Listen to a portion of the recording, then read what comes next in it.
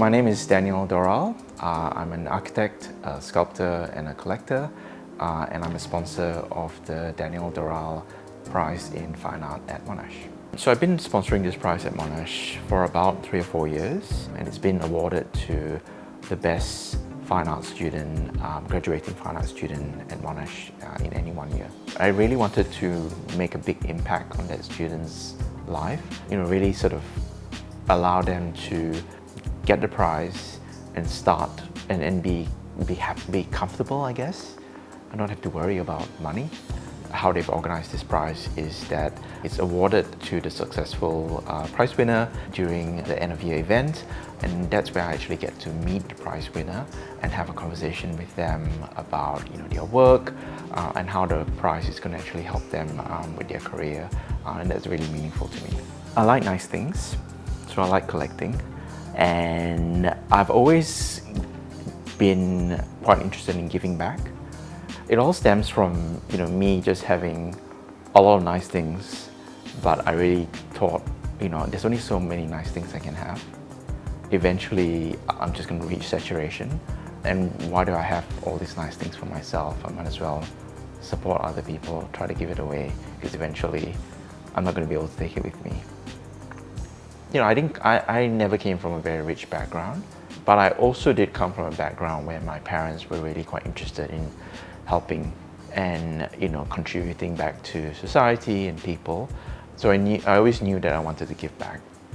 When I used to work in the gallery, we would get lots of CVs, and there are awards where you see it turn out for 1 or 2 years and then it disappears, and then there are awards which continue for like decades. And that's what I'm really quite interested in this award doing, to continue for decades, so that eventually one day somebody might look at someone's CV and go, oh, that award has been going on for like 20 years, so it's significant, it's with Monash, it's for the best student who graduated from Monash in that year, or you won that award, I know someone else who won that award as well. So that longevity is really important to me. Ooh, what advice would I give to emerging artists?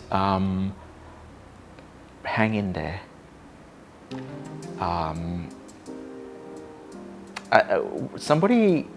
met a lot of artists. When I used to work in the gallery, I met lots of artists.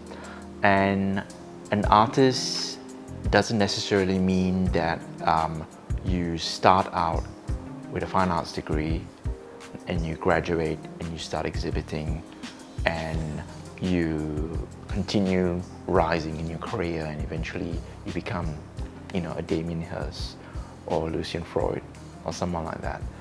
There might be setbacks and you might choose to take a break.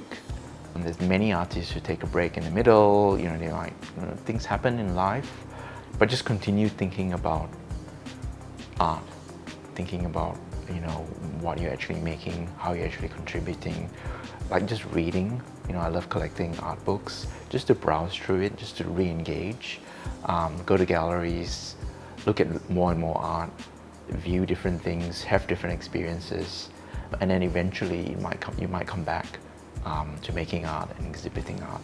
What was the story? Like Rosalie Gascoigne, I think, never had her first exhibition until she was in her 60s, and she really only rose into her big fame in like her 70s. So it's never too late.